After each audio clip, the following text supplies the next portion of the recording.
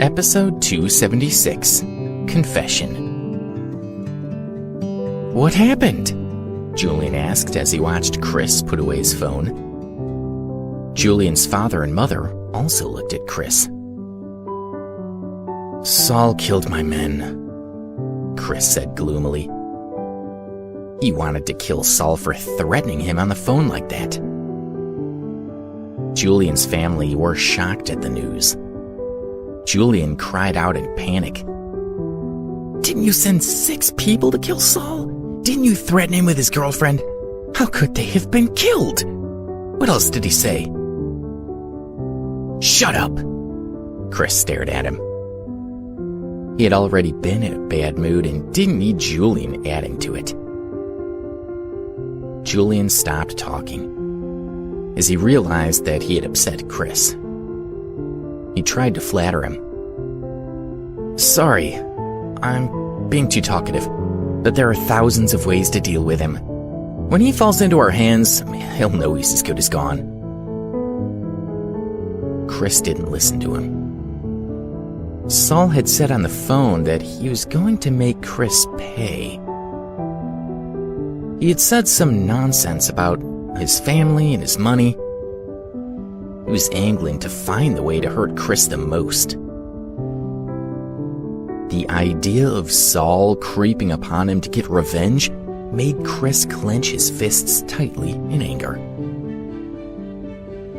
When Chelsea Wood obtained the fingerprints that were on the pistol from Julian's villa, she found the results were just as Alex had said they would be. They had found Alex, Julian, and Saul's fingerprints on the gun's body. But only Julian and Saul had left fingerprints on the trigger. This showed that Alex had not shot Julian. But according to Alex's previous confession, he had coerced Saul to shoot Julian, so he had still broken the law. Chelsea sympathized with Alex and was angry at Julian and Chris for their arrogance and horrible behavior. But whatever her personal feelings, her responsibility was to uphold the law. She returned to her office, deep in thought. "Ma'am, we've received a phone call from Saul. He's at Suite 903 Middle Street," reported a police officer. Her spirits rose after hearing the news. "Saul called the police?" "Yes, we were surprised to hear the police report," the officer said. "Saul only said that he was in Suite 903 Middle Street, and then he hung up." "Officer Wood, what do you make of it?" "I don't know," she thought. But she looked at the officer and said, "Let's go now." "Yes," replied the officer, and followed her toward the hall. Chelsea took 4 officers with her and got in the police car. They drove to Saul's location on Middle Street. When they arrived at Suite 903, Chelsea still had lots of doubts about Saul's phone call. She wondered what kinds of tricks he might be up to. They moved slowly toward the door and communicated with each other using gestures. Dwight took the initiative to go to the door first. The first officer to enter a room was responsible for reporting the situation to the rest of the team. It was a very risky role, especially if the suspects were still inside. He wanted to be the first person to rush in after kicking the door open. Chelsea raised her right hand to stop him and gave him a stern look. She was the team's leader, so she should do the most dangerous task. She took her responsibility seriously, especially at critical moments like this. She quietly walked toward the door and used her fingers to count down from 3. As soon as the countdown was over, she kicked in the door. She raised her gun and scanned the room. When she signaled, the other police officers rushed in. She quickly found Saul.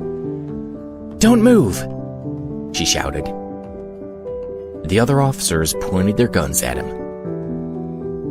But they soon discovered that they didn't need to be nervous. Saul had not played any tricks or lied on the phone. He sat silently on the ground, holding a dead woman in his arms. The scene in the room shocked the officers. 5 or 6 dead people were lying on the ground in big pools of blood. The room smelled of blood, which made one of the officers nauseous. "Here you are at last," Saul said, as he slowly turned his eyes toward Chelsea. He acted like a robot, without a trace of emotion. He had been feeling blank and empty since his girlfriend's death. "You killed all these people?" Chelsea asked. "Yes, I killed them all," Saul said calmly. He continued, "I turned myself in. I also take responsibility for the shooting at Julian's house a few hours ago. Chris Stedman hired me to kill 2 university security guards, but I failed. They were furious with me. I was so angry that I shot Julian. Chris sent these people to kill me, and they also killed my girlfriend, Danielle." Saul had no problem confessing the whole story to the police. He didn't care what happened to him next. All he cared about now was getting revenge on Chris and Julian for the death of his girlfriend. He knew they would face dire consequences when the police found out they had been paying a killer to take care of their problems. Chelsea and the other officers were surprised that Saul had admitted to his crime so readily. Not to mention named Chris and Julian as his employers. "Over the past 3 years, Chris has hired me to kill a number of people. I can tell you when, where, and why everyone was killed," Saul said. Chelsea and the other police officers were all confused. They hadn't expected that Chris, a member of the Stedman family in Baltimore, had been so personally involved in such dark business. Chelsea realized that Saul had deliberately brought them here to expose Chris. "At Julian's house, did the security guard named Alex intimidate you into shooting Julian?" Chelsea asked. "No, it was not because of him. I shot Julian for my own reasons," Saul said. This wasn't true. Alex had indeed told Saul to shoot Julian. But at that moment, Saul felt that the enemy of his enemy must be his friend. If Chris and Julian hated Alex so much, then Saul wanted to protect him. Chelsea nodded slowly, absorbing this new information. "Take him away," Chelsea said to the officers behind her. 2 officers walked towards Saul, while another pair of officers pointed their guns at him. Saul was handcuffed and pulled up to his feet. But suddenly, his eyes rolled back and he fainted. He had been shot 5 times. Chelsea knelt quickly to check if he was still breathing. "We have time," she called out. "We need to get him to a hospital right away." They called an ambulance. When it arrived, Chelsea had sent 2 police officers to follow Saul to the hospital. Chelsea and the remaining officers returned to the police station. Chelsea asked 2 police officers from the team to report to Captain Murphy. She went to the detention room where Alex was still waiting. When she arrived, Alex was lying on a small bed. All he could think about was how worried Debbie would be if she didn't see him at the university in the morning. "What should I do?" he thought. Alex sat up when he heard the iron bars slide open. "You're quite calm," she said as she looked at him. I don't think it's any use to try and sleep. This bed is okay, but it's a little hard, he said faintly. Officer Wood, what can I do for you? You can leave now, she said. Really? He was overjoyed, but he couldn't figure out why she would let him go after such a short time. We've caught Saul. He admitted that you have nothing to do with the shooting, so you can go, she said. Chelsea told him that Saul had admitted that the shooting had been entirely from his actions. Alex's involvement had been cleared. So I can go now? He realized he was free and started to walk to the door. It had been dark in the room, so when he walked to the front, the lights in the corridor shone on his face, and Chelsea was able to see him for the first time. She saw that he had thin lips, a firm nose, and 2 eyes as dark as night. His face had a calm and gentle expression. He looked tall and stood up straight in his gray security suit. She thought back to earlier that day, when they had stumbled awkwardly in the interrogation room and accidentally kissed.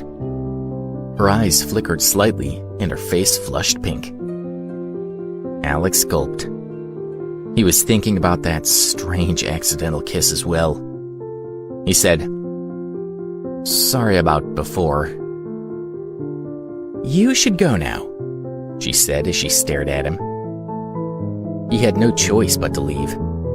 She followed behind him and felt bitterness in her heart as she looked at his back. "You took my first kiss. How can you make it up to me?" Her face burned even more. She shook her head as if trying to make the memory of their kiss fly out of their mind. Captain Finn Murphy was very happy to hear that Saul had been caught. He was relieved that he had managed to complete the task Chris Stedman had given him so quickly. "You can go now," Finn told his officers. He wanted to call Chris to report the good news. As the 2 officers made their way out the door, Finn spotted Chelsea walking out with a young man. The young man appeared to be Alex, who Chris had just warned him to watch out for. He even had sent a picture so Flynn would know him on sight. "What's going on?" he thought. Finn quickly called out to them, "Stop!" He sprung from his desk and walked out of the office.